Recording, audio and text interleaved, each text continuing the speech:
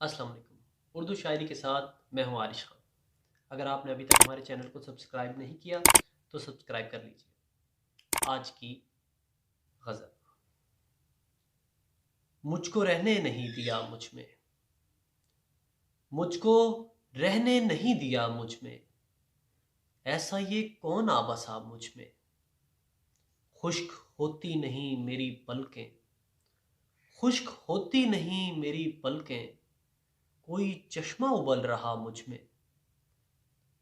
लुट गए चैन नींद और राहत, लुट गए चैन नींद और राहत, अब तो बस दर्द ही बचा मुझ में।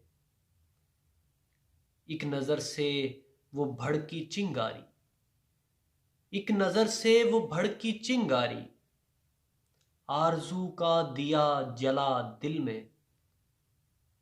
सिगरेटें कौन मुझ में पीता है, सिगरेटें कौन मुझ में पीता है, ये धुआं सा जो उठ रहा मुझ में। तुझको हंसते हुए रवाना करूं, तुझको हंसते हुए रवाना करूं, है कहाँ इतना हौसला मुझ में। और मैं बरसती है गम की आंखों से, मैं बरसती है गम की आंखों से, खुल गया एक मैं कदा मुझ में।